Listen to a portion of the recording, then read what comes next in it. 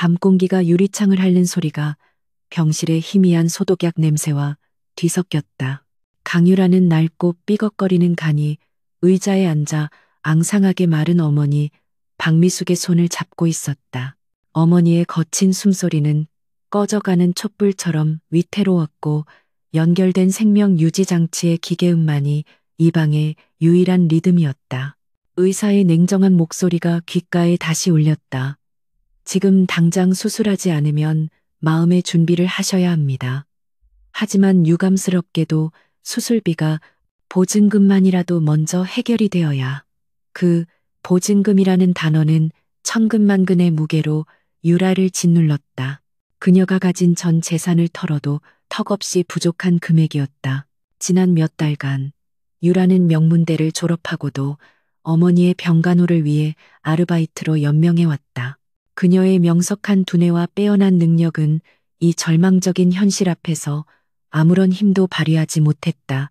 대출을 받기 위해 은행 문턱이 닳도록 드나들었지만 신용불량의 경계에선 그녀에게 돈을 빌려줄 곳은 없었다. 유라는 주머니 속에서 마지막 남은 10,000원짜리 몇 장을 만지작거렸다. 이것으로는 당장 내일의 끼니조차 해결하기 버거웠다. 그녀는 천천히 일어나 병실 밖으로 나왔다. 차가운 복도의 공기가 그녀의 얇은 가디건을 뚫고 들어왔지만 심장의 한기만큼은 아니었다. 그녀는 휴대전화를 꺼내 마지막으로 남은 번호를 눌렀다. 아, 우리 똑똑한 유라 씨 아니신가? 웬일이야, 이 밤에. 수화기 너머로 기름기가 자르르 흐르는 남자의 목소리가 들려왔다. 사채업자 마상철이었다. 그는 유라의 아버지가 남긴 빚을 빌미로 오랫동안 그녀의 주변을 맴돌던 거머리 같은 존재였다. 그는 유라가 법의 테두리 안에서 해결하려 할 때마다 교묘하게 빠져나갔. 돈이 필요해요. 유라의 목소리가 스스로도 믿기지 않을 만큼 작게 떨렸다. 자존심을 버리는 것은 이미 오래전 일이었지만 이 남자에게 손을 벌리는 것은 또 다른 차원의 굴욕이었다. 어머니 수술비가 당장, 제발 이자든 뭐든 다 갚을게요. 시키는 건 뭐든지. 마상철은 수화기 너머로 음흉하게 웃었다. 뭐든지? 그 말 아주 마음에 드네. 그는 잠시 뜸을 들였다. 유라는 그 짧은 침묵이 영원처럼 느껴졌다. 숨조차 제대로 쉴 수 없었다. 그녀는 전화기를 붙잡은 손에 힘을 주었다. 손톱이 하얗게 죽어갔다. 내가 운영하는 곳에 일손이 좀 필요해서 말이야. 너처럼 똑똑하고 예쁜 아가씨가 딱인데. 마상철의 말이 끈적하게 귓속을 파고들었다. 유라는 그가 말하는 곳이 어떤 장소인지 본능적으로 알 수 있었다. 온몸의 피가 차갑게 식는 기분이었다. 싫어요. 그런 일은. 유라가 간신히 대답했다. 하지만 목소리에는 힘이 없었다. 그녀는 이미 알고 있었다. 자신에게 다른 선택지가 남아있지 않다는 것을. 어머니의 생명이 경각에 달려있다는 사실이 그녀의 마지막 남은 도덕적 방어선을 무너뜨리고 있었다. 싫어? 하하. 지금 내 처지에 좋고 싫은 게 어디 있어? 당장 내일 아침까지 수술비 입금 안 되면 네 어머니 저 세상 구경하는 거야. 나한테는 그 돈 껌값도 안 되지만 너한테는 목숨값이잖아. 마상철은 정확하게 그녀의 약점을 파고들었다. 그는 유라가 거절할 수 없음을 확신했다. 유라는 눈을 감았다. 눈물조차 나오지 않았다. 절망이 너무 깊으면 슬픔도 마비된다는 것을 깨달았다. 그녀는 다시 병실 안을 바라보았다. 앙상한 어머니의 얼굴, 그리고 그 얼굴에 연결된 수많은 튜브들. 저것이 그녀의 세계 전부였다. 저 숨소리를 지킬 수만 있다면 어디로 가면 되죠? 유라의 입에서 기어 나오는 듯한 목소리가 흘러나왔다. 그것은 항복 선언이자 동시에 자신의 영혼을 파괴하는 계약의 시작이었다. 그녀는 자신이 늪에 빠지고 있음을 알았지만 발버둥 칠 힘조차 남아있지 않았다. 마상철은 만족스러운 듯 웃음을 터뜨렸다. 역시 우리 유라 씨는 현명해. 지금 바로 골든 로즈로 와. 강남에 있는 거 알지? 7층 VIP 라운지. 와서 내 이름 대면 안내해 줄 거야. 그는 주소를 속삭이듯 말하고는 전화를 끊었다. 유라는 끊어진 통화음을 한참 동안 듣고 있었다. 유라는 차가운 벽에 등을 기댔다. 골든 로즈. 강남의 가장 화려한 유흥가 중심부에 위치한 최고급 회원제 룸살롱. 겉으로는 고급 비즈니스 클럽을 표방했지만 그 안에서 벌어지는 추악한 거래들은 공공연한 비밀이었다. 유라는 그곳이 어떤 지옥인지 익히 들어 알고 있었다. 그녀는 다시 병실로 돌아가 어머니의 손을 잡았다. 따뜻함이 거의 남아있지 않은 손. 엄마, 나 금방 다녀올게. 금방 와서 엄마 수술시켜줄게. 그러니까 조금만 더 버텨줘. 제발. 그녀는 어머니의 이마에 입을 맞추었다. 그것은 작별의 입맞춤처럼 느껴졌다. 병원을 나서는 유라의 발걸음은 천근만근 무거웠다. 밤거리의 네온 사인이 비에 젖은 아스팔트 위에서 어지럽게 번졌다. 마치 그녀의 미래처럼 혼란스럽고 추악했다. 그녀는 택시를 잡아탔다. 목적지를 말하는 그녀의 목소리는 미세하게 떨리고 있었다. 골든 로즈가 있는 건물은 그 위용만으로도 주변을 압도했다. 화려한 조명과 최고급 외제차들이 건물을 둘러싸고 있었다. 유라는 자신의 초라한 옷차림을 내려다보았다.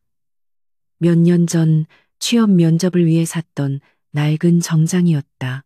지금 그녀는 그 정장을 입고 면접이 아닌 자신을 팔러 가는 길이었다. 7층 VIP 라운지에 도착하자 검은 정장을 입은 남자들이 그녀를 위아래로 훑어보았다. 경멸과 욕망이 뒤섞인 시선이었다. 마상철 씨 만나러 왔습니다. 유라가 입술을 깨물며 말했다. 남자 중 하나가 무전으로 무언가를 속삭이더니 그녀를 안쪽의 화려하지만 음산한 방으로 안내했다. 방 안에는 마상철이 값비싼 소파에 몸을 파묻은 채 앉아 있었다. 그는 유라를 보자마자 이빨을 드러내며 웃었다. 왔어? 앉아. 역시 내가 사람 보는 눈은 있다니까. 이런 고급스러운 분위기에 딱 어울리잖아. 그는 유라의 낡은 정장을 비웃는 듯 말했다. 유라는 앉지 않고 똑바로 서서 그를 노려보았다. 약속부터 지켜주세요. 돈, 당장 입금해주세요. 어머니 병원으로. 그녀의 목소리는 차가웠지만 그 안에 절박함이 배어 있었다. 그녀는 이곳에서 유일하게 협상할 수 있는 카드가 자신뿐임을 알았다. 마상철은 시가를 입에 물고 불을 붙였다. 급하긴 당연히 줘야지. 하지만 그 전에 너도 네가 할 일을 알아야지. 여긴 그냥 술만 따르는 곳이 아니야. 손님들이 원하면 뭐든지 해야 한다고. 네가 아까 전화로 말했잖아. 뭐든지 하겠다고. 그의 노골적인 말에 유라는 속이 뒤틀리는 것을 느꼈다. 하지만 그녀는 표정 하나 바꾸지 않았다. 알아요. 그러니까 돈부터 확인해야겠어요. 유라는 자신의 감정을 철저히 숨겼다. 지금 무너지면 모든 것이 끝장이었다. 어머니의 목숨이 자신의 감정보다 훨씬 중요했다. 마상철은 그녀의 당돌한 태도가 의외라는 듯 눈썹을 치켜세웠다. 그는 잠시 유라를 뜯어보더니 비서를 불렀다. 김 실장, 저기 병원으로. 그래, 박미숙 환자, 앞으로 수술비 전액 입금해. 지금 당장. 비서가 고개를 끄덕이고 나가자 마상철은 다시 유라를 바라보았다. 됐지. 이제 네가 약속을 지킬 차례야. 그가 유라에게 다가왔다. 그의 손이 유라의 어깨를 향했다. 유라는 본능적으로 몸을 피했다. 마상철의 얼굴이 순간적으로 굳어졌다. 이봐, 강유라. 네가 지금 어떤 처지인지 잊었어? 넌 이제 내 거야. 내가 까라면 까고 기라면 기어야 한다고. 유라는 주먹을 꽉 쥐었다. 손톱이 손바닥을 파고드는 고통이 느껴졌다. 알아요. 하지만 당신은 아니잖아요. 당신은 내 고용주지, 손님이 아니니까. 그녀는 마상철의 눈을 똑바로 쳐다보며 말했다. 그녀의 눈빛에는 두려움과 함께 알 수 없는 경멸이 담겨 있었다. 마상철은 어이없다는 듯 웃음을 터뜨렸다. 당돌한 년, 좋아, 마음에 들어. 그래, 나는 손님이 아니지. 하지만 네가 여기서 살아남으려면 나한테 잘 보여야 할 거야. 그는 유라에게서 한 걸음 물러섰다. 오늘 밤 아주 중요한 손님이 오신다. VVIP 중에서도 최고지. 내 첫 번째 손님으로 아주 완벽할 거야. 그 말은 유라에게 사형 선고처럼 들렸다. VVIP. 그 단어가 의미하는 바는 명확했다. 돈이 많고 권력이 있으며 그만큼 변태적이고 위험할 수 있다는 뜻이었다. 유라는 눈을 감았다 떴다. 이제 정말 돌아갈 다리는 불타 없어졌다. 그녀는 벼랑 끝에서 스스로 뛰어내린 것이었다. 김 실장이 내가 입을 옷이랑 필요한 것들을 챙겨줄 거야. 씻고 준비해. 실망시키지 마라. 내 어머니 목숨값이 얼마인지 잊지 말고. 마상철은 마지막 경고를 남기고 방을 나갔다. 유라는 그 자리에 한참 동안 우두커니 서 있었다. 잠시 후 김 실장이라는 여자가 들어왔다. 그녀는 무표정한 얼굴로 유라에게 실크로 된 몸의 곡선이 그대로 드러나는 붉은색 드레스를 건넸다. 갈아입으세요. 그리고 이건 드세요. 그녀가 작은 약병 하나를 테이블 위에 올려놓았다. 유라는 그것이 무엇인지 묻지 않았다. 유라는 드레스를 받아들었다. 천의 감촉이 너무나도 부드러웠지만 유라에게는 마치 가시밭처럼 느껴졌다. 그녀는 화장실로 들어가 문을 잠갔다. 거울 속에 비친 자신의 얼굴은 낯설었다. 창백하고 두려움에 질려 있었지만 눈동자 깊은 곳에는 아직 꺼지지 않은 불씨가 남아 있었다. 살아야 한다. 어떻게든 버텨야 한다.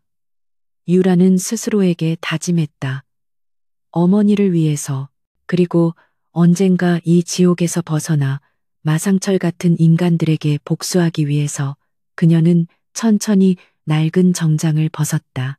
자신의 과거와 순수함을 벗어던지는 의식처럼. 그리고 그 붉은 드레스를 입었다. 차가운 실크가 피부에 닿는 순간 유라는 자신이 더 이상 어제의 강유라가 아님을 깨달았다. 그녀는 이제 이 추악한 세계의 일부가 되었다. 그녀는 약병을 집어들었다. 마시지 않으면 무슨 일이 벌어질지 알 수 없었다. 그녀는 망설이다가 결국 그것을 마셨다. 쓴맛이 입안에 퍼져 준비를 마치고 나오자 김 실장은 만족스러운 듯 고개를 끄덕였다. 손님은 30분 후에 오실 겁니다. 1201호 펜트하우스 스위트입니다. 그녀는 유라에게 카드키를 건네며 차갑게 말했다. 명심해요. 손님의 말은 절대적입니다. 어떤 불만이나 저항도 용납되지 않아요. 유라는 말없이 카드키를 받아들었다. 그녀의 심장은 차갑게 가라앉고 있었다. 엘리베이터를 타고 1201호로 올라가는 동안 유라는 창밖으로 펼쳐진 서울의 야경을 바라보았다. 수많은 불빛이 별처럼 반짝였지만 그 어느 것 하나 그녀를 위한 것은 없었다. 펜트하우스의 문이 열리는 순간 유라는 숨을 멈췄다. 방 안은 어두웠고 창밖의 야경만이 희미하게 내부를 비추고 있었다. 거대한 소파에 한 남자의 실루엣이 앉아 있었다. 그는 미동도 없이 창밖을 바라보고 있었다. 유라는 말은 입술을 적시며 방 안으로 천천히 발을 들였다.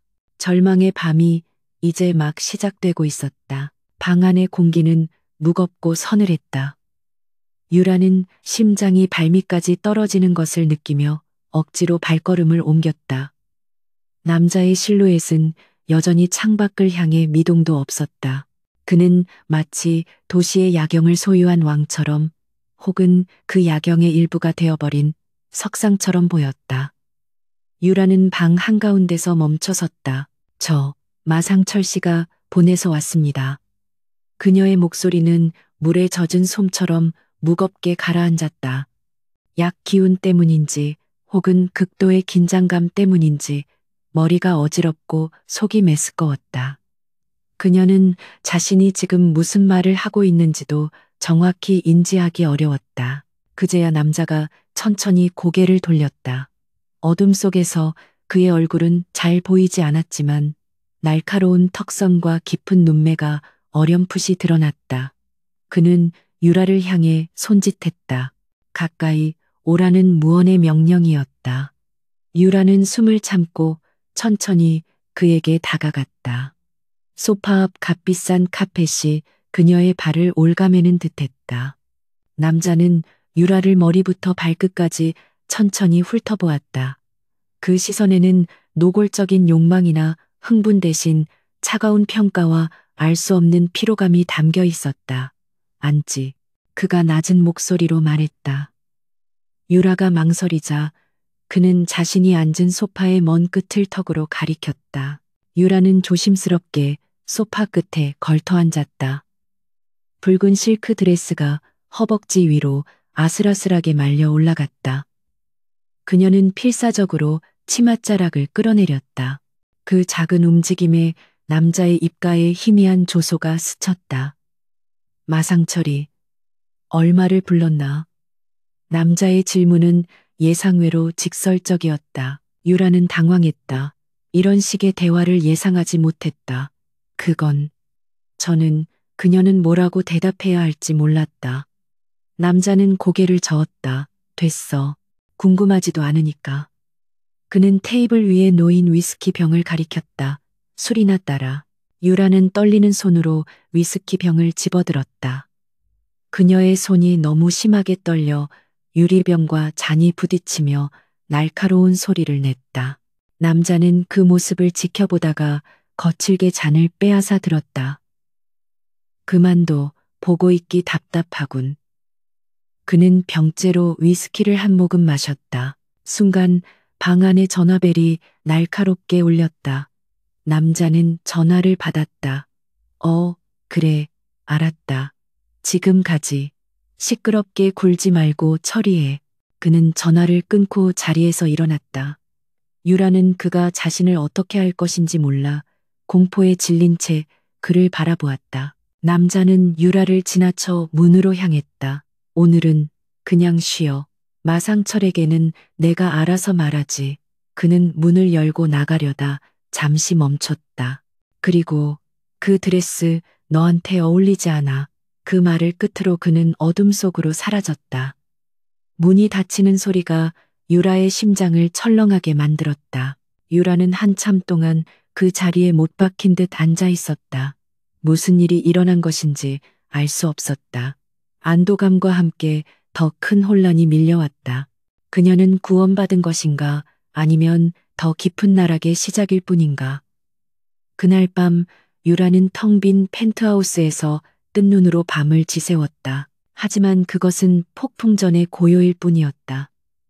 다음 날 마상철은 유라를 불렀다. 그는 어젯밤 VVIP가 변덕을 부린 것 같다며 혀를 찼지만 유라의 가치를 확인한 듯 더욱 악랄하게 그녀를 통제하기 시작했다. 넌 이제부터 로즈야. 강유라는 잊어.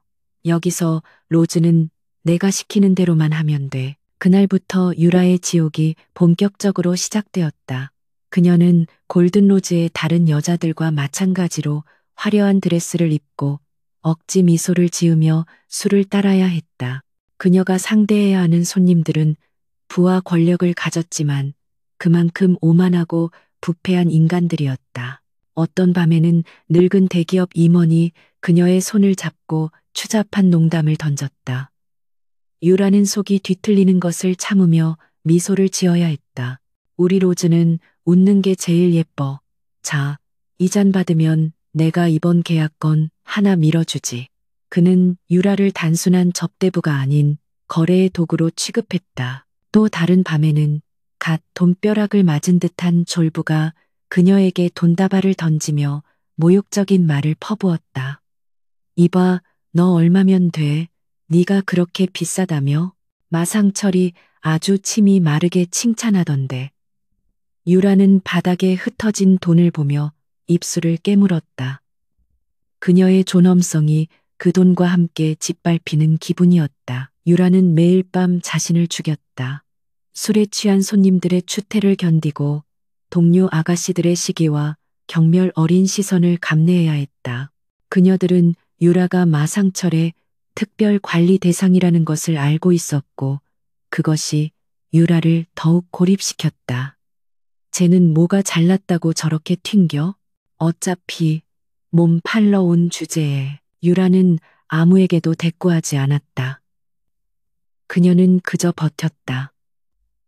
어머니의 병원비를 떠올리며 이 지옥 같은 시간을 견뎌냈다.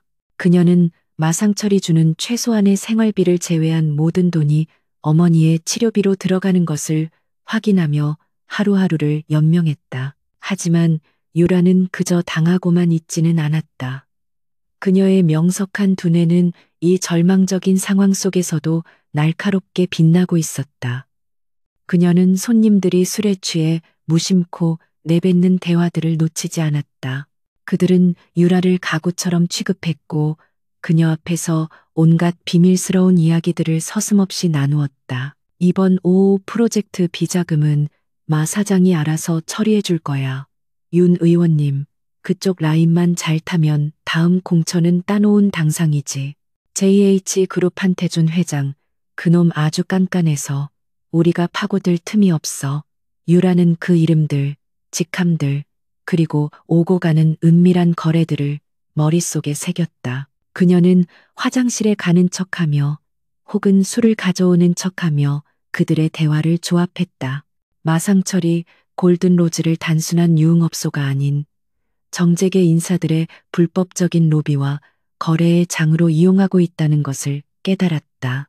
마상철은 이들의 약점을 쥐고 자신의 사업을 확장하고 있었다. 유라는 자신이 거대한 범죄의 속을 한복판에 서 있음을 직감했다. 두려웠지만 동시에 기묘한 목적의식이 생겨났다. 그녀는 이 모든 것을 기억해야 했다. 언젠가 이 지옥에서 벗어날 때, 그리고 마상철에게 복수할 때, 이 정보들은 그녀의 유일한 무기가 될 것이었다. 그녀는 일부러 더 어수룩하게 굴기도 하고, 때로는 더 교태롭게 웃으며 손님들의 경계심을 풀었다. 그들은 자신들이 로즈라는 이름의 아름다운 인형을 데리고 놀고 있다고 생각했지만 실상은 그 인형이 그들의 목을 겨눌 칼날을 갈고 있다는 것을 알지 못했다. 어느 늦은 밤 유라는 모든 접대가 끝난 후 지친 몸을 이끌고 대기실로 돌아왔다. 거울에 비친 그녀의 모습은 화려한 화장 뒤에 깊은 피로와 혐오감을 숨기고 있었다. 그녀는 차가운 물로 세수를 하며 얼굴에 묻은 역겨운 흔적들을 씻어냈다. 그때 마상철이 대기실 문을 거칠게 열고 들어왔다. 로즈, 너 인연, 오늘 김 의원님 방에서 무슨 짓을 한 거야? 감히 손님 기분을 잡쳐 그는 유라의 머리채를 거칠게 움켜쥐었다. 김 의원이 유라에게 무리한 요구를 했고 유라가 기지를 발휘해 교묘하게 빠져나온 것이 화근이었다. 전 아무 짓도 안 했어요. 유라가 고통 속에서 신음했다. 마상철은 그녀를 벽으로 밀쳤다. 내까짓 게 뭔데 손님을 가려받아. 네, 어미 목숨줄이 내 손에 달린 걸 잊었어? 당장 가서 빌어. 그의 눈은 탐욕과 분노로 번들거렸다. 유라는 바닥에 주저앉은 채 그를 노려보았다. 그녀의 눈빛은 더 이상 두려움에 떨지 않았다. 그곳에는 차가운 분노와 경멸이 서려 있었다.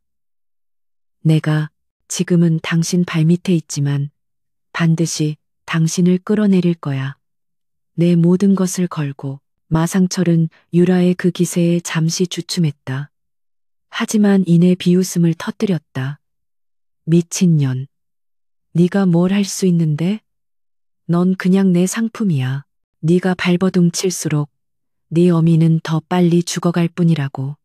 그는 유라의 뺨을 거칠게 때리려다 잠시 멈췄다. 쯧, 상품에 흠집 내면 안 되지. 그는 유라에게 침을 뱉고는 방을 나갔다. 유라는 차가운 바닥에 주저앉아 부들부들 떨었다. 뺨을 맞은 것보다 더한 모욕감이 온몸을 휩쌌다. 그녀는 주먹을 꽉 쥐었다. 손톱이 손바닥을 파고들어 피가 배어 나왔다. 그녀는 그 피를 바라보며 다짐했다. 이 밤은 길고 치욕스럽지만 반드시 끝이 있을 것이라고. 그리고 그 끝에서 웃는 사람은 자신이 될 것이라고. JH그룹의 한태준 회장은 지독한 냉소주의자였다. 그는 대한민국 재계의 정점에 서 있었지만 그가 내려다보는 세상은 부패와 아첨, 그리고 탐욕으로 얼룩져 있었다. 그의 차가운 표정 뒤에는 타인에 대한 깊은 불신과 권력의 무게가 주는 고독감이 자리 잡고 있었다. 그날 밤 한태준은 골든 로즈의 가장 깊숙한 VVIP룸에 앉아 있었다. 그가 이런 저급한 장소에 발을 들인 것은 순전히 비즈니스 때문이었다. 신규 리조트 사업 인허가 문제로 정계의 실세인 황 의원을 만나야 했고 황 의원이 조용하고 편안한 장소로 이곳을 지목했다. 마상철은 방 안에서 안절부절 못하며 태준의 비위를 맞추려 했었다. 회장님, 이렇게 누추한 곳까지 왕림해 주시고 정말 영광입니다. 그는 90도로 허리를 굽히며 비굴하게 웃었다. 태준은 그의 역겨운 아첨에 눈 하나 깜짝하지 않고 위스키 잔만 만지작거렸다. 황 의원님이나 잘 모셔. 나는 그저 병풍 역할 하러 온 거니까. 태준의 목소리는 얼음장처럼 차가웠다. 그는 이런 식으로 사업을 해야 한다는 사실 자체가 못마땅했다. 마상철은 태준의 기분을 살피며 황 의원에게 술을 따랐다. 의원님, 오늘을 위해 제가 특별히 준비한 선물이 있습니다. 황 의원은 기름진 얼굴로 음흉하게 웃었다. 오, 마 사장, 자네가 준비한 거라면 항상 최고였지. 마상철은 밖을 향해 손짓했다. 잠시 후 문이 열리고 강유라가 들어왔다. 그녀는 오늘도 어김없이 몸에 꼭 붙는 드레스를 입고 있었지만 그 얼굴은 핏기 하나 없이 창백했다. 유라는 방 안의 인물들을 보고 숨이 멎는 듯했다. 황 의원은 익히 아는 얼굴이었지만 그 옆에 앉은 남자의 존재감은 차원이 달랐다. 어둠 속에서도 형형하게 빛나는 눈빛, 주변 공기마저 얼려버릴 듯한 냉철함. 유라는 본능적으로 저 남자가 이 방의 실질적인 지배자임을 깨달았다. 인사 올려라, 로즈. 이분은 JH그룹의 한태준 회장님이시다. 마상철의 목소리에 유라는 간신히 고개를 숙였다. 한태준. 대한민국에서 그 이름을 모르는 사람은 없었다. 유라는 자신이 왜 하필 이런 거물 앞에 서게 되었는지 절망했다. 태준은 유라를 무심하게 한번 훑어보았다. 그는 이런 접대 자리에 동원되는 여자들에게 아무런 감흥도 느끼지 못했다. 그저 잘 꾸며진 인형 혹은 또 다른 형태의 뇌물일 뿐이었다. 그는 유라에게 시선도 주지 않고 황 의원에게 서류 봉투를 내밀었다. 검토해 보시죠. 리조트 개발 계획서입니다. 황 의원은 서류는 쳐다보지도 않고 유라를 보며 껄껄 웃었다. 아, 우리 한 회장님 너무 딱딱하시네. 일 얘기는 나중에 하고 일단 술부터 한잔하지. 로즈, 이리 와서 회장님 옆에 앉아. 황 의원은 노골적으로 유라에게 눈짓했다. 유라는 어쩔 수 없이 태준의 옆자리로 향했다. 그녀가 소파에 앉으려 할 때 태준이 나지막이 말했다. 됐어, 거기 서서 술이나 따라. 그의 목소리에는 일말의 관심도 감정도 담겨 있지 않았다. 유라는 굴욕감을 애써 누르며 테이블 앞에 서서 술을 따랐다. 황 의원은 태준의 그런 태도가 불만이었지만 JH그룹의 회장에게 대놓고 싫은 소리를 할 수는 없었다. 그는 대신 유라에게 화풀이 하듯 말했다. 로즈는 회장님보다 내가 더 마음에 드나 보네. 자, 이리 와서 나한테 한 잔 따라봐. 그는 유라의 손목을 거칠게 잡아 끌었다. 유라가 중심을 잃고 휘청거리며 황 의원의 품에 안길 뻔했다. 술이 옷에 쏟아지자 황 의원은 버럭 소리를 질렀다. 아, 인연이 감히 내 비싼 양복에 너 일부러 그랬지? 마음에 안 든다고 시위하는 거야? 그는 손을 치켜들어 유라의 뺨을 때리려 했다. 유라는 공포에 질려 눈을 감았다. 하지만 예상했던 고통은 느껴지지 않았다. 그녀가 실눈을 떴을 때 한태준이 황 의원의 손목을 붙잡고 있었다. 태준의 얼굴은 여전히 무표정했지만 그의 눈은 얼음보다 차갑게 빛나고 있었다. 의원님, 술이 과하신 것 같습니다. 황 의원은 당황했다. 아, 아니. 한 회장 인연이 감히 시끄럽군. 태준이 황 의원의 말을 잘랐다. 그는 황 의원의 손목을 놓아주며 유라를 바라보았다.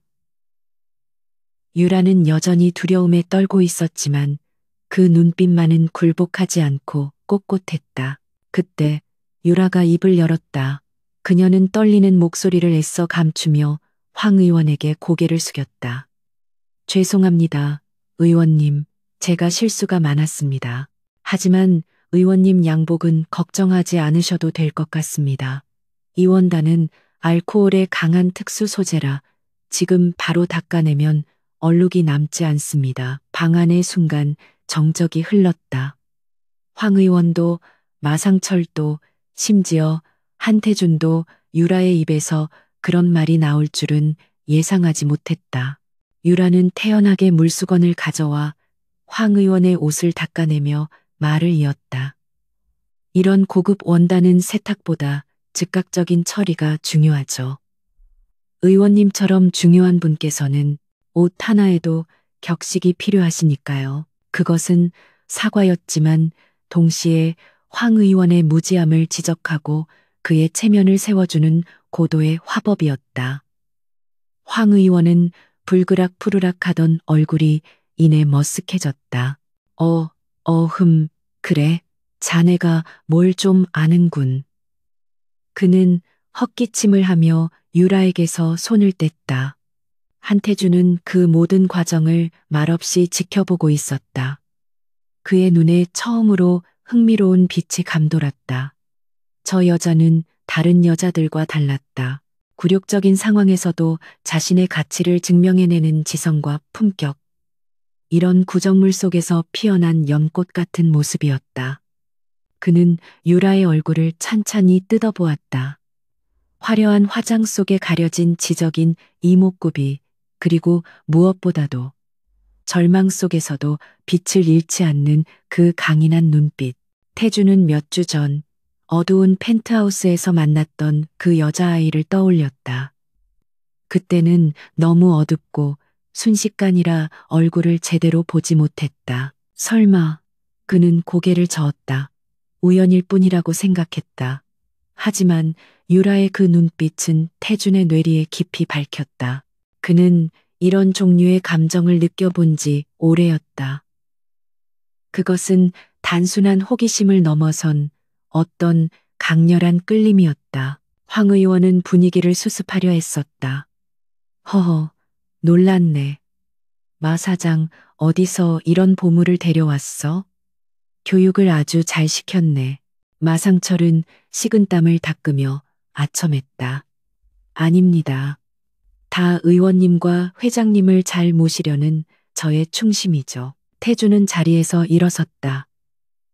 오늘은 이만하지. 황 의원, 계획서는 검토해 보시고 연락 주시죠.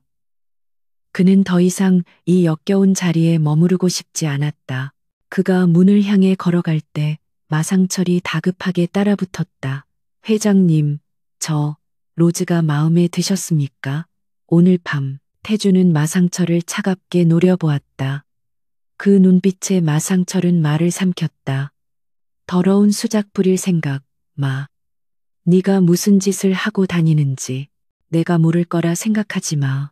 태준의 경고에 마상철의 얼굴이 하얗게 질렸다. 태준은 마지막으로 유라를 한번 돌아보고는 방을 나갔다. 유라는 태준이 나간 문을 한참 동안 바라보았다. 그녀는 자신이 방금 거대한 폭풍의 눈 한가운데를 지나왔음을 깨달았다. 한태준, 그 남자는 지옥의 사자일까 아니면 구원자일까? 그녀는 알 수 없었다. 분명한 것은 오늘 밤에 이 만남이 그녀의 인생을 송두리째 바꿔놓을 것이라는 예감이었다. 태준은 차에 올라타자마자 비서에게 전화를 걸었다. 김 실장, 골든 로즈라는 곳에 대해 알아봐. 그리고 로즈라는 이름의 여자가 있어. 강유라. 그녀에 대해 모든 것을 아주 상세하게 조사해. 그의 목소리는 그 어느 때보다 낮고 진지했다. 운명적인 만남은 그렇게 시작되고 있었다. 한태준은 자신의 70층 집무실, 도시 전체가 발 아래 깔린 듯한 그 거대한 유리창 앞에서 밤을 지새우다시피 했다.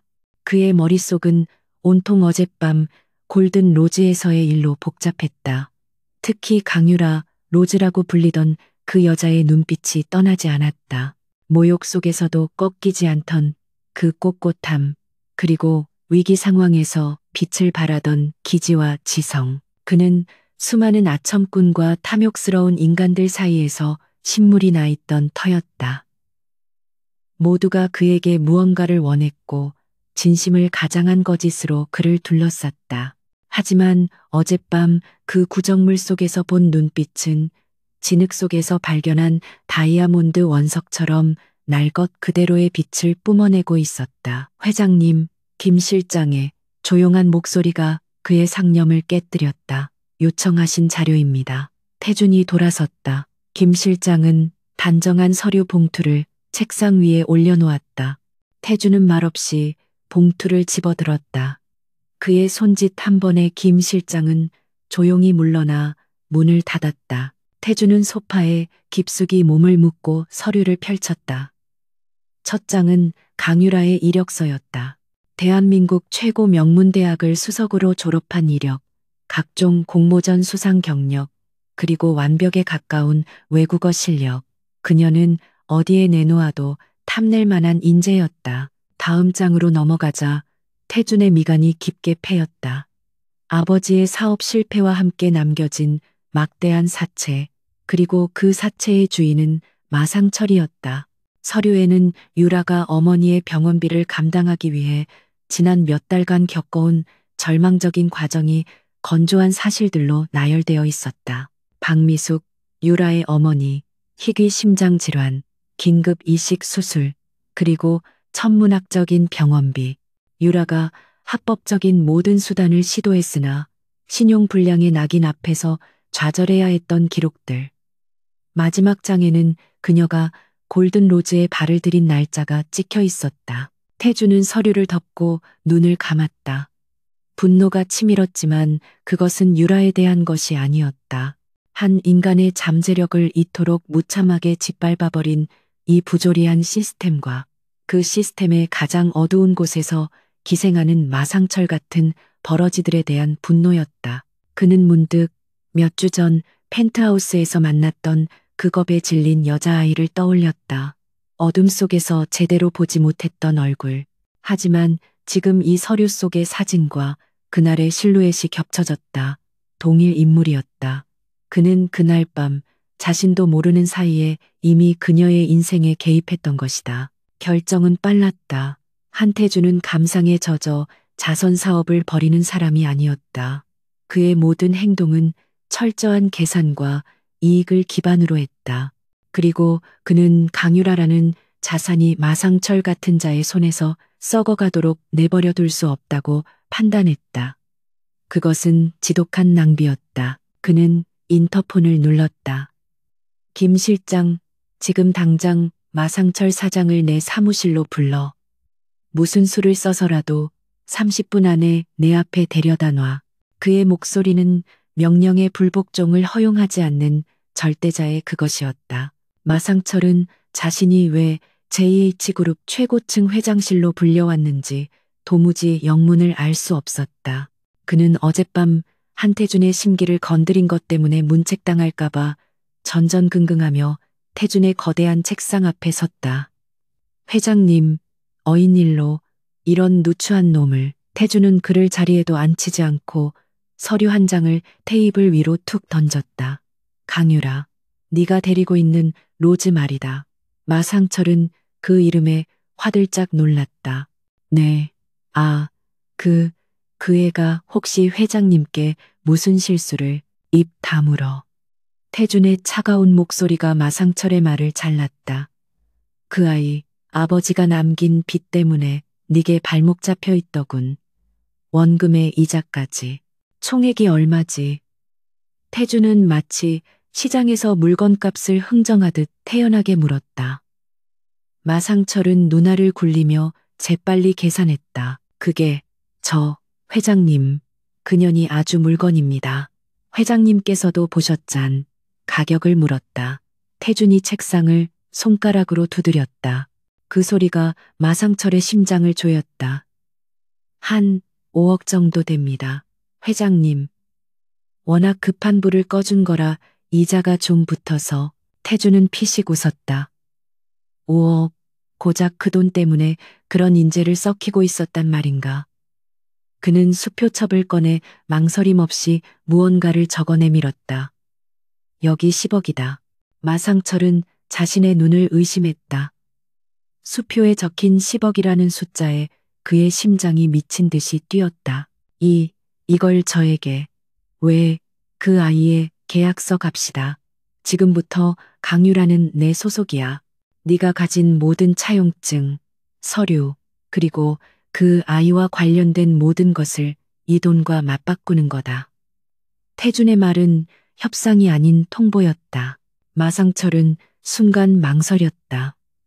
10억은 거금이었지만 강유라는 그에게 황금알을 낳는 거위였다. 그녀를 이용해 더 많은 정재계 인사들의 약점을 줄 수 있었다.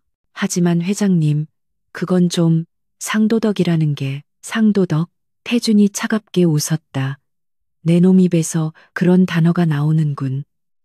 그는 다른 서류처를 열었다. 지난 3년간 골든 로즈를 통해 오간 불법 정치 자금 내역, 탈세 혐의, 그리고 네가 몰래 모아뒀다는 그 비밀 장부에 대해서도 내가 알아야 할까? 마상철의 얼굴이 하얗게 질렸다. 회장님, 그건 무슨 말씀이신지. 10억 받고 그 아이에 대한 모든 것을 잊어. 그리고 앞으로 내 눈에 띄지 마. 아니면 내 놈의 골든 로즈가 세무조사 하나로 어떻게 박살나는지 구경하게 될 거다. 태준은 마지막 경고를 날렸다. 마상철은 부들부들 떨며 수표를 움켜쥐었다. 그는 감히 한태준에게 대들 수 없었다. 알겠습니다. 회장님, 당장 모든 서류를 가져다 올리겠습니다. 그는 땀에 젖은 채 허리를 굽히고 뒷걸음질로 집무실을 빠져나갔다. 그는 10억을 얻었지만 그보다 더 큰 것을 잃었다는 분노와 한태준에 대한 공포에 사로잡혔다. 그날 오후 김 실장이 직접 골든 로즈로 향했다. 유라는 대기실 구석에서 쪽잠을 자다 끌려 나왔다. 마상철은 이미 도망치듯 사라지고 없었다. 짐 챙기십시오, 강유라 씨. 회장님께서 찾으십니다. 김 실장의 무표정한 말에 유라는 자신이 또 다른 지옥으로 팔려가는 것이라 직감했다. JH그룹 본사. 유라는 김 실장이 건네준 단정하지만 값비싼 정장으로 갈아입은 채 태준의 집무실 앞에 섰다. 그녀는 골든 로즈의 로즈가 아닌 다시 강유라의 모습이었지만 마음은 그 어느 때보다 혼란스러웠다. 들어오지. 문이 열리고 유라는 어제와는 전혀 다른 분위기의 한태준과 마주했다. 그는 거대한 책상 뒤에 앉아 그녀를 평가하듯 바라보고 있었다. 앉아. 유라는 그의 맞은편 의자에 꼿꼿하게 허리를 세우고 앉았다. 마상철과의 채무 관계는 모두 정리됐다. 넌 이제 자유야. 태준이 말했다. 유라는 그 말을 믿을 수 없었다. 왜 저를? 그녀의 목소리가 떨렸다. 제가 회장님께 해드릴 수 있는 건 아무것도 없습니다. 그녀는 그가 원하는 것이 무엇인지 두려웠다. 태주는 자리에서 일어나 그녀에게 다가왔다. 내가 자선사업가로 보이나, 강유라 씨? 그는 유라의 눈을 똑바로 바라보며 말했다. 나는 내 빚을 갚아준 게 아니야. 내 가능성을 산 거지. 어젯밤 황 의원을 다루는 솜씨를 보니 넌 마상철 밑에서 썩을 인재가 아니더군. 그는 유라에게 정식 고용 계약서를 내밀었다. 오늘부터 넌 내 개인 비서다. 마상철에게 진 빚은 내가 이곳에서 일하면서 갚아 월급에서 공제하지. 유라는 계약서에 적힌 회장 직속 개인 비서 강유라라는 글자를 망연히 바라보았다. 저는 비서 교육 같은 건 필요 없어. 내가 필요한 건 시키는 일이나 하는 인형이 아니야. 내 머리, 내 지성, 어젯밤 보여줬던 그 임기응변. 그걸 원한다. 태주는 다시 자리로 돌아가 앉았다. 증명해봐. 네가 그 10억 원 이상의 가치가 있다는 걸. 유라는 떨리는 손으로 펜을 집어들었다. 그녀는 선택의 여지가 없었다. 지옥에서 벗어났지만 이제는 한태준이라는 거대한 세장의 주인을 모시게 되었다. 그녀는 계약서에 서명했다. 그때 집무실 문이 노크도 없이 열렸다. 화려한 차림의 젊은 여자가 자신만만한 미소를 지으며 들어왔다. 오빠, 나왔, 어머. 그녀는 유라를 발견하고는 눈을 가늘게 떴다. 이분은 누구? 새로 뽑은 인턴. 태준이 미간을 찌푸렸다. 윤지수 이사. 예의를 갖춰. 이쪽은 오늘부터 내 개인 비서를 맡을 강유라 씨다. 윤지수, 태준의 사촌 동생이자 JH 그룹의 야심 많은 이사였다. 윤지수는 유라에게 다가와 위아래를 훑어보았다. 그 시선은 노골적인 평가와 경계심으로 가득했다. 어머, 그래요. 반갑습니다. 강유라 씨. 우리 오빠가 사람을, 특히 여자를 개인 비서로 두는 건 처음이라 놀라서요. 앞으로 잘 지내봐요.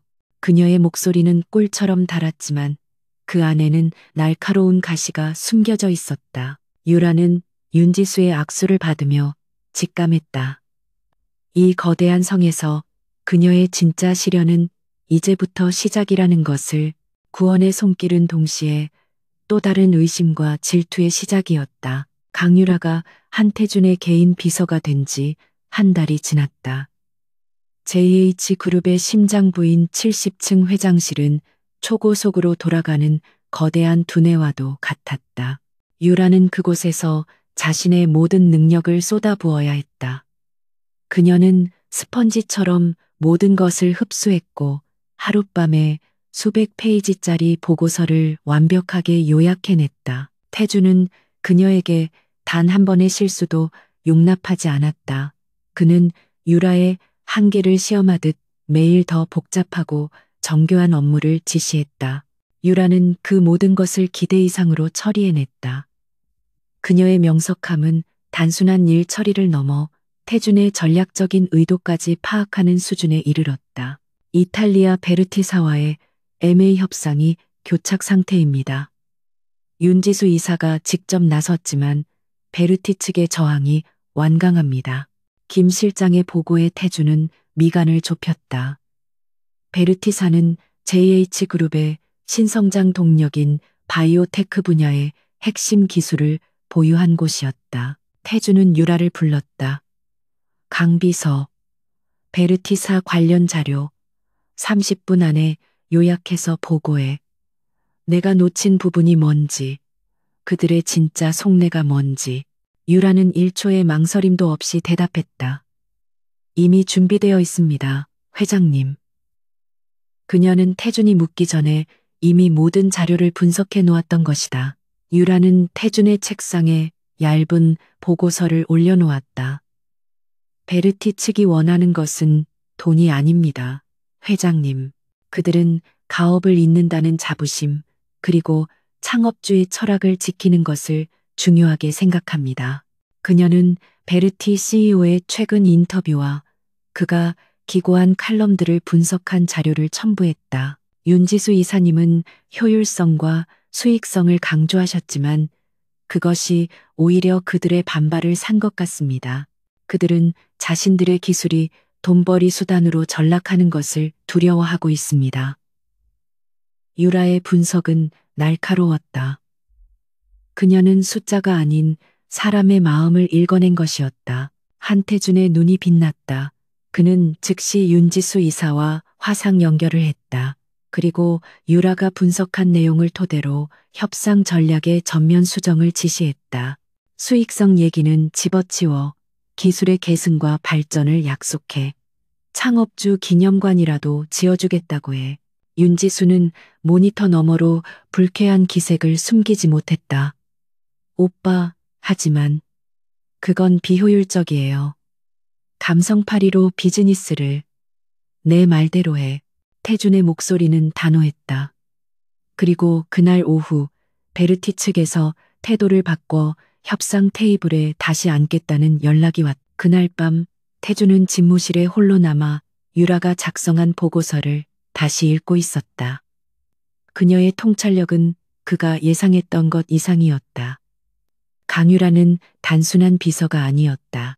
그녀는 그의 생각을 읽고 그보다 한 발 앞서 움직이는 유능한 전략가였다. 그는 유라가 들어온 이후 자신의 업무 효율이 비약적으로 상승했음을 깨달았다. 그녀는 그의 방패이자 창이었다. 태주는 자신도 모르는 사이에 이 상처 입은 새처럼 날아든 여자에게 깊이 의지하기 시작했다. 그녀의 과거가 무엇이든 지금 그녀는 한태준에게 없어서는 안 될 존재가 되어가고 있었다. 한편 윤지수는 자신의 사무실에서 값비싼 크리스털 잔을 벽난로에 집어던졌다. 강유라, 그녀의 얼굴은 분노와 굴욕감으로 일그러져 있었다. 감히 비서 따위가, 그것도 오빠가 어디서 주워왔는지 모를 근본 없는 여자가 자신의 일에 훈수를 두고 공을 가로채다니. 윤지수는 자신의 지위가 위협받는 것을 참을 수 없었다.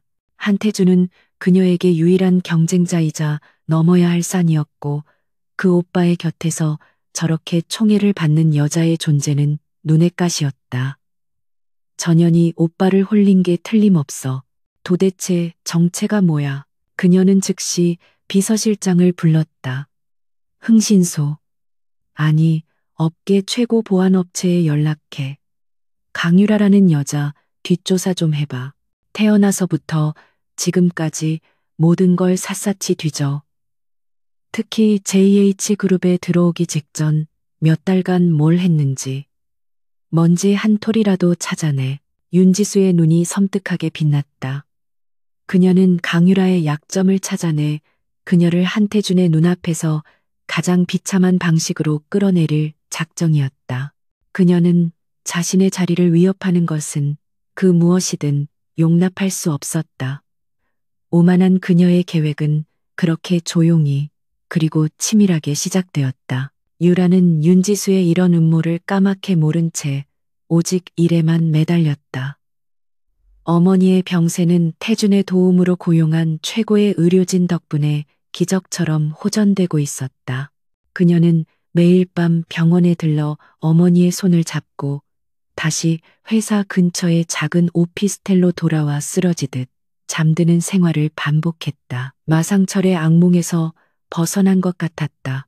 한태준이라는 거대한 방패막이 그녀를 지켜주는 듯했다.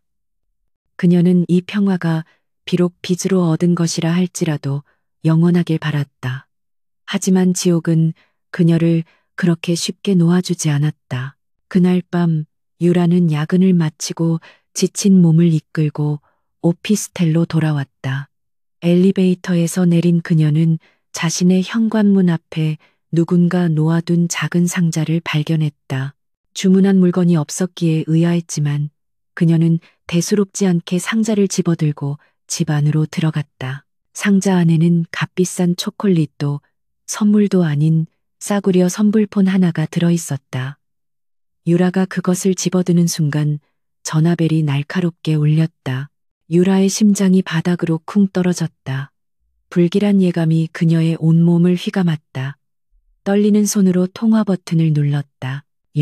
여보세요? 수화기 너머로 몇 초간 침묵이 흘렀다. 그리고 그녀가 지옥에서나 들을 법한 그 목소리가 낄낄대는 웃음소리와 함께 들려왔다. 오랜만이네, 로즈. 아니, 지금은 강 비서님이라고 불러야 하나? 마상철이었다. 유라는 순간 숨이 멎는 것 같았다. 온몸의 피가 차갑게 식어버렸다. 어떻게? 그녀는 뒷걸음질 치다 벽에 부딪혔다. 발이 바닥에 붙어버린 듯 움직일 수 없었다. 하하, 내 번호를 어떻게 알았냐고? 이 마상철님께서 그 정도 능력도 없을까봐? 그나저나 아주 높은 곳으로 날아올랐더군. JH 그룹 회장님 개인 비서라니. 우리 로즈 출세했어. 마상철의 목소리는 뱀처럼 끈적하고 역겨웠다. 원하는 게 뭐예요? 한 회장님이 당신과의 일은 다 끝냈다고. 유라의 목소리는 공포로 갈라져 나왔다.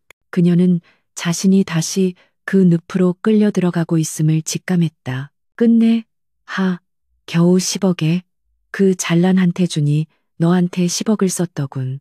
근데 말이야, 강유라. 네가 골든 로즈 VVIP 룸에서 손님들한테 무슨 짓을 했는지 한 회장님이 아실까? 마상철은 본론을 꺼냈다. 내가 아주 재미있는 사진들을 몇 장 가지고 있거든. 네가 술에 취해 아주 보기 좋게 흐트러진 모습들. 유라의 눈앞이 하얘졌다. 그런 사진은 존재하지 않았다. 마상철이 자신을 올까매기 위해 거짓말을 하는 것이 분명했지만 그가 골든 로즈에서의 일을 폭로한다는 것만으로도 치명적이었다. 한태준이 알게 된다면 그는 자신을 더럽고 추악한 존재로 여기고 가차없이 내칠 것이었다. 거짓말, 그런 거 없잖아요.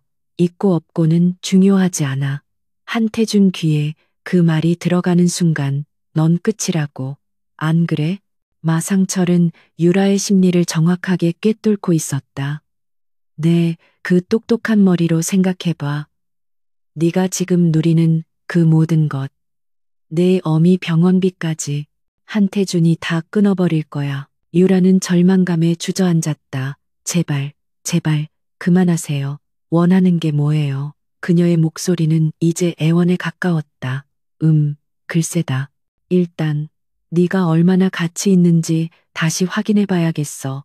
내일 정오까지 5억 내 계좌로 보내. 5억이요? 저 그런 돈 없어요. 당신도 알잖아요. 유라가 절규했다. 한태준한테 붙어먹으면서 그 돈도 없어? 그럼 가서 꼬리를 치든 몸을 팔든. 그건 네 전문이었지. 어떻게든 구해와. 내일 정오까지 돈이 안 들어오면 아주 흥미로운 자료들이 JH그룹 홍보실로 배달될 테니까. 내 과거가 담긴 아주 적나라한 프로필과 함께 마상철은 일방적으로 전화를 끊었다. 유라는 선불폰을 손에 쥔 채 바닥에 쓰러졌다. 애써 외면했던 과거가 가장 추악한 모습으로 그녀의 발목을 다시 붙잡았다. 윤지수의 보이지 않는 칼날과 마상철의 노골적인 협박. 유라는 사방이 막힌 덫에 갇힌 짐승처럼 절망했다. JH그룹 창립 50주년 기념 파티는 대한민국 정재계를 축소해 놓은 듯 화려했다. 국내외 VVIP들이 구름처럼 모여들었고 수천 개의 크리스털 샹들리에가 호텔 연회장을 대낮처럼 밝혔다. 강유라는 한태준의 그림자처럼 그 뒤를 따르며 쏟아지는 업무 지시와 내빈들의 응대를 빈틈없이 처리했다. 그녀는 며칠째 잠을 이루지 못했다. 마상철의 협박 전화 이후 유라는 지옥의 불길 위를 걷는 심정이었다. 5억. 그녀에게는 불가능한 금액이었다. 그녀는 태준에게 말할 수 없었다. 자신의 더러운 과거가 그가 자신에게 보여준 신뢰와 기회를 한순간에 무너뜨릴까봐 두려웠다. 마상철은 약속한 정오가 지나자 더욱 악랄하게 그녀를 조여왔다. 좋아, 강유라. 네가 이따위로 나온다. 이거지. 오늘 밤 네가 가장 빛나는 순간에 가장 처참하게 추락하게 해주마. 그의 메시지는 그것이 마지막이었다. 유라는 오늘 밤이 바로 지금 이 순간임을 직감했다. 유라는 불안감을 애써 감추며 태준에게 다음 일정을 브리핑했다. 회장님, 10분 뒤에 메인홀에서 기념 연설이 있으십니다. 그리고 그때 유라의 시야에 연회장 입구에서 누군가와 은밀하게 대화하는 윤지수 이사의 모습이 들어왔다. 그리고 윤 이사와 함께 있는 그 남자, 마상철이었다. 그는 값비싼 정장을 차려입었지만 그 천박하고 탐욕스러운 기운은 감출 수 없었다. 유라의 온몸이 그 자리에 얼어붙었다. 심장이 맹렬하게 발밑으로 떨어지는 것 같았다. 마상철이 어떻게 감히 한태준의 행사에 이 VVIP들만 모인 자리에 나타날 수 있단 말인가. 답은 명확했다. 윤지수. 그녀가 마상철을 끌어들인 것이었다. 유라는 그제야 모든 조각이 맞춰지는 것을 깨달았다. 윤지수가 자신의 뒷조사를 했고 가장 치명적인 약점인 마상철을 찾아내 그와 결탁한 것이다. 그들의 목적은 단 하나, 자신을 한태준의 앞에서 끌어내리는 것이었다. 태준은 유라의 안색이 새하얗게 질린 것을 눈치챘다. 강 비서? 무슨 일이지? 아, 아닙니다, 회장님. 잠시 유라가 말을 채 끝맺기도 전에 연회장의 모든 조명이 꺼지고 거대한 중앙 스크린에 불이 들어왔다. 예정된 기념 영상 대신 낯선 화면이 나타났다. 잠시 주목해 주시겠습니까? 윤지수 이사가 마이크를 잡고 단상 위로 올라섰다. 모든 사람의 시선이 그녀에게 집중되었다. 오늘 이 영광스러운 자리에 여러분께 꼭 보여드리고 싶은 것이 있습니다. JH그룹의 진짜 얼굴 말입니다. 그녀의 목소리는 달콤했지만 그 안에는 잔인한 도끼가 서려 있었다. 태준이 미간을 찌푸렸다. 윤지수, 지금 뭐 하는 짓이야? 하지만 윤지수는 아랑곳하지 않았다. 오빠, 아니 회장님, 늘 공정하고 완벽하시다고요? 과연 회장님 곁에 있는 저 여자 강유라 비서의 정체를 알고도 그런 말씀을 하실 수 있을까요? 모든 시선이 유라에게로 향했다. 유라는 숨을 쉴 수 없었다. 도망치고 싶었지만 발이 바닥에 붙어버린 듯 했다. 그때 스크린이 번쩍이며 사진들이 나타나기 시작했다. 골든 로즈의 화려하지만 퇴폐적인 내부, 그리고 술에 취해 비틀거리는 유라의 모습, 교묘하게 편집된 사진들이었다. 이게 뭐야, 세상에. 장내가 술렁이기 시작했다. 사진들은 유라가 의도적으로 손님에게 접근하는 것처럼 혹은 술에 취해 몸을 가누지 못하는 것처럼 악의적으로 조작되어 있었다. 하지만 그 장소가 골든 로즈라는 것, 그리고 유라가 그곳에 있었다는 사실만은 명백했다. 강유라, 한때 로즈라는 이름으로 강남 최고의 회원제 룸살롱에서 일했던 여자입니다. 윤지수가 승리에 찬 목소리로 외쳤다. 그런 여자가 어떻게 감히 JH그룹 회장님의 개인 비서 자리에 앉을 수 있었을까요? 회장님을 홀리기라도 한 걸까요? 그 순간 마상철이 기다렸다는 듯이 단상으로 뛰어 올라왔다. 제가 증인입니다.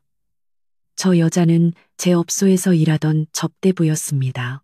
돈 때문에 무슨 짓이든 하던 년이라고요. 그는 태준을 향해 소리쳤다. 한태준 회장, 당신이 이 여자의 빚 10억을 대신 갚아주면서까지 데려왔지. 이런 더러운 년을 끼고 JH그룹을 이끌겠다고? 연 회장은 아수라장이 되었다. 기자들의 플래시가 미친 듯이 터졌고 사람들은 경악과 혐오의 눈빛으로 유라와 태준을 번갈아 보았다. 유라는 그 수많은 시선 속에서 무너져 내렸다. 모든 것이 끝이었다.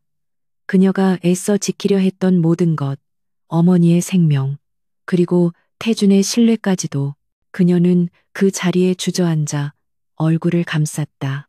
윤지수는 만족스러운 미소를 지었다. 완벽한 승리였다. 한태주는 이제 끝났다. 이런 추악한 스캔들에 휩싸인 채로 그룹을 통제할 수는 없을 터였다. 하지만 그녀가 예상하지 못한 단 한 사람. 한태주는 미동도 하지 않고 있었다. 그는 주저앉은 유라를 바라보다가 천천히 단상으로 걸어나갔다. 그의 얼굴에는 분노나 당황이 아닌 차가운 연민과 냉철한 이성만이 존재했다. 그는 마이크를 쥔 윤지수의 손을 부드럽지만 단호하게 떼어놓고 마이크를 넘겨받았다. 시끄럽군.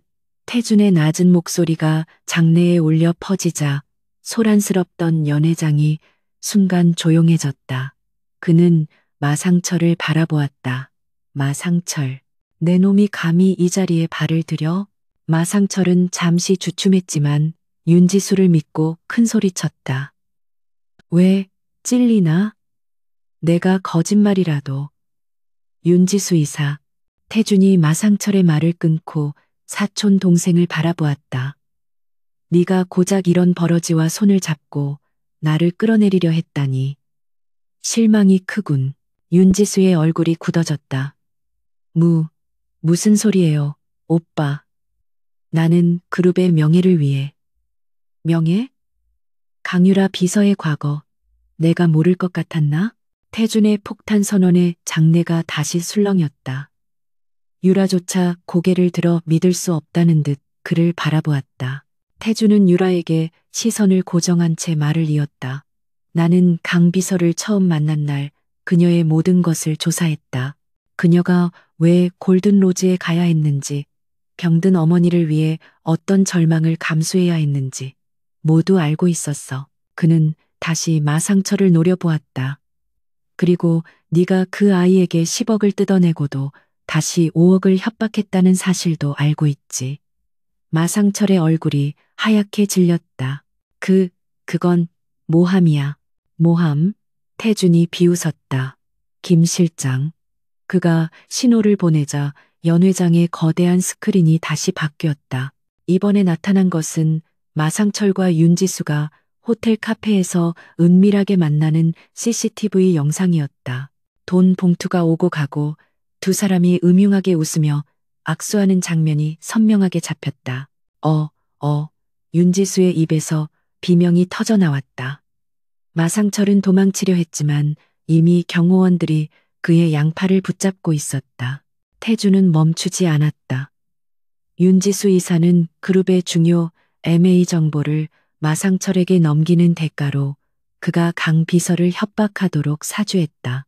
마상철은 그 정보로 주가 조작을 시도했지. 스크린에는 마상철이 불법으로 취득한 내부 정보로 주식 거래를 시도한 증거, 그리고 그가 골든로즈를 통해 정재계 인사들에게 불법 로비를 하고 비자금을 조성한 장부 내역이 차례대로 떠올랐다.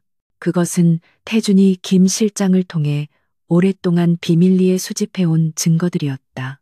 그는 마상철을 그리고 자신을 위협하는 모든 세력을 한 번에 척결할 기회를 기다리고 있었던 것이다. 모든 것은 강 비서를 내 곁에서 떼어놓고 나를 실각시키려는 윤지수 이사의 탐욕에서 시작된 것이다. 태주는 차갑게 선언했다. 그리고 마상철. 내 놈은 불법 로비, 협박, 주가 조작, 탈세 혐의로 여기서 바로 체포될 거다. 연 회장 문이 열리고 검찰 수사관들이 닥쳐들어와 마상철과 이미 혼절 직전인 윤지수를 연행해 나갔다. 모든 것이 순식간에 일어났다. 기자들은 이제 태준을 향해 플래시를 터뜨렸다. 그는 완벽하게 판을 뒤집었다. 태준은 모든 소란이 정리된 후 단상에서 내려와 여전히 바닥에 주저앉아 있는 유라에게 다가갔다. 그는 자신의 재킷을 벗어 떨고 있는 그녀의 어깨에 덥석 덮어주었다. 그리고 그녀의 앞에 한쪽 무릎을 꿇었다. 일어나 강비서. 그의 목소리는 낮고 부드러웠다. 유라는 눈물 범벅이 된 얼굴로 그를 올려다보았다. 왜, 알고도 저를 말했잖아. 태준이 그녀의 젖은 뺨을 조심스럽게 닦아주었다. 나는 네 가능성을 샀다고. 너의 과거가 아니라 너의 현재와 미래를. 그는 유라의 손을 잡아 일으켜 세웠다. 네가 감당해야 했던 그 절망은 네 잘못이 아니야. 그는 유라를 부축해 수백 명의 하객들 앞을 당당하게 가로질러 연회장을 빠져나갔다. 스캔들의 주인공이 아닌 거대한 음모를 이겨낸 승자의 모습이었다. 진실은 그렇게 가장 극적인 순간에 모두의 앞에서 밝혀졌다. 창립 기념 파티의 소라는 하룻밤 만에 대한민국을 뒤흔든 거대한 태풍이 되었다. JH그룹의 주가는 잠시 휘청였지만 한태준이 내놓은 후속 조치는 단호하고 신속했다. 그는 윤지수 이사의 모든 직위를 해제하고 그녀가 연루된 모든 프로젝트를 전면 재검토에 들어갔다. 마상철의 골든로즈는 세무조사와 검찰 수사로 폐쇄되었고 그와 결탁했던 정재계 인사 리스트가 암암리에 퍼지며 거대한 후폭풍을 예고했다. 강유라는 그날 밤 이후 태준의 배려로 병가 처리되어 어머니의 곁을 지켰다. 세상은 그녀를 신데렐라 혹은 회장을 홀린 요부로 떠들었지만 태준이 기자회견에서 강유라 씨는 거대한 부패의 피해자이자 JH그룹의 유능한 인재다. 나는 그녀를 지킬 것이라고 공식적으로 선언하면서 여론은 급격하게 동정론으로 돌아섰다. 유라는 며칠 만에 겪은 거대한 풍랑 속에서 여전히 정신을 차리지 못했다. 그녀는 병실 침대에 잠든 어머니의 손을 잡고 있었다. 박미숙 여사는 기적적으로 의식을 되찾고 회복기에 접어들어 있었다. 태준이 고용한 최고의 의료진 덕분이었다. 모든 악몽이 끝나가고 있었지만 유라는 여전히 한태준이라는 남자를 어떻게 대해야 할지 몰랐다. 그는 모든 것을 알고 있었다. 그녀의 가장 추악하고 감추고 싶었던 과거, 그녀의 절망, 그리고 그녀의 협박당하던 순간까지도. 그는 그 모든 것을 알면서도 그녀를 비서로 고용했고 곁에 두었으며 결정적인 순간에 그녀를 보호했다. 그것이 연민인지 동정인지 혹은 그 이상의 감정인지 유라는 혼란스러웠다. 그때 병실 문이 조용히 열리고 한태준이 들어섰다. 그는 화려한 수트 대신 편안한 캐주얼 차림이었고 손에는 작은 꽃바구니가 들려 있었다. 어머님은 좀 어떠신가? 그가 평소의 냉철함과는 다른 어색하지만 따뜻한 목소리로 물었다. 유라는 자리에서 벌떡 일어났다. 회장님, 어쩐 일로? 회장님 소리는 여기선 좀 어색하군. 그냥 한태준이라고 불러. 그는 꽃바구니를 테이블에 놓으며 박미숙 여사를 잠시 바라보았다. 많이 좋아지셨다니 다행이군. 두 사람 사이에는 어색한 침묵이 흘렀다. 유라는 수많은 질문이 목구멍까지 차올랐지만 어떤 말부터 꺼내야 할지 몰랐다. 유라가 간신히 입을 열었다. 왜 저를 끝까지. 태주는 창가로 걸어가 도시의 야경을 바라보았다. 파티장에서의 그 밤과는 다른 고요하고 평화로운 야경이었다. 내가 왜 널 도왔는지 그게 궁금한가? 그는 천천히 돌아섰다. 그의 눈빛은 깊고 진지했다. 처음엔 호기심이었어. 골든 로즈에서 황 의원에게 모욕당하면서도 그 눈빛만은 살아있었으니까. 그래서 널 조사했지. 그는 솔직하게 털어놓았다. 그리고 내 이력서를 봤어. 그 절망적인 상황에서도 어머니를 포기하지 않은 내 강인함. 나는 내 가능성을 샀다고 했지만 사실은 내 본질에 매료됐던 것 같아. 유라는 그의 고백에 숨이 멎는 듯했다. 하지만 제 과거는 더럽혀졌어요. 회장님 같은 분 곁에 있을 자격? 태준이 그녀의 말을 막았다. 그가 유라에게 다가왔다. 누가 감히 네 자격을 논하지. 스스로를 구하기 위해 진흙탕에서 발버둥 친 게 죄인가. 그렇다면 난 더 추악한 인간들을 매일 상대하고 있어. 그는 유라의 어깨를 부드럽게 감쌌다. 강유라, 내가 널 구원했다고 생각하지 마. 오히려 내가 너에게 구원받았을지도 몰라. 그의 목소리가 낮게 가라앉았다. 나는 평생을 권력과 돈, 배신 속에서 살아왔어. 누구도 믿지 않았고 마음을 열어본 적도 없지. 내 세상은 차갑고 텅 비어 있었어. 하지만 널 만나고 네가 그 절망 속에서도 빛을 잃지 않으려는 모습을 보고 나도 모르게 내 세상에 색깔이 생기기 시작했어. 네가 내 비서가 되어 내 옆에서 빛을 발할 때마다 나는 내가 잊고 살았던 진심이라는 감정을 떠올렸지. 그는 유라의 뺨을 감쌌다. 내가 윤지수와 마상철의 계략을 알면서도 기다린 건 그들을 한 번에 처리할 목적도 있었지만 내가 스스로 과거의 트라우마를 딛고 일어서길 바랐기 때문이야. 하지만 내가 틀렸어. 넌 혼자 감당하기에 너무 큰 짐을 지고 있었지. 파티장에서 네가 무너지는 걸 봤을 때 깨달았어. 내가 지키고 싶은 건 JH그룹의 유능한 비서가 아니라 바로 너 강유라라는 사람이라는 걸. 유라의 눈에서 눈물이 흘러내렸다. 그것은 공포나 슬픔의 눈물이 아닌 태어나 처음 느껴보는 구원과 이해의 눈물이었다. 이건 동정이 아니야. 연민도 아니고. 태준이 그녀의 눈물을 닦아주며 단호하게 말했다. 사랑이야, 유라야. 네가 어떤 과거를 가졌든 어떤 상처를 안고 있든 상관없어. 나는 네 모든 것을 사랑하게 됐으니까. 그는 조심스럽게 유라에게 다가가 그녀의 입술에 입을 맞췄다. 그것은 뜨겁거나 격정적이지 않았지만 세상 그 어떤 것보다 따뜻하고 진실된 입맞춤이었다. 유라는 눈을 감고 그의 입맞춤을 받아들였다. 지옥 같던 밤이 끝나고 드디어 그녀의 인생의 첫 번째 아침이 밝아오는 순간이었다. 몇 달 후 서울 시내가 한눈에 내려다 보이는 작은 언덕 위, 박미숙 여사는 휠체어에 앉아 있었지만 그 어느 때보다 건강하고 행복한 미소를 짓고 있었다. 그녀는 태준이 특별히 마련해준 요양병원에서 집중 치료를 받고 완전히 회복했다. 아이고, 한 서방, 아니, 한 회장님, 매번 이렇게 늙은이 보러 오시고. 박미숙 여사의 너스레에 태준이 어색하게 웃었다.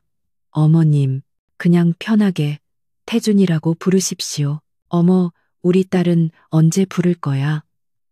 박미숙 여사의 장난스러운 핀잔에 유라가 얼굴을 붉혔다. 그녀는 이제 JH그룹 회장 비서가 아닌 신사업 전략 기획팀 팀장으로 당당하게 자신의 능력을 펼치고 있었다. 골든 로즈의 로즈는 이제 그 어디에도 없었다. 오직 빛나는 강유라만이 존재할 뿐이었다. 태주는 유라의 손을 따뜻하게 잡아주었다. 유라 씨는 아직 저한테 갚을 빚이 많이 남아서 제가 평생 데리고 있어야겠습니다. 그의 농담에 유라가 그를 흘겨보았다. 회장님, 그 10억.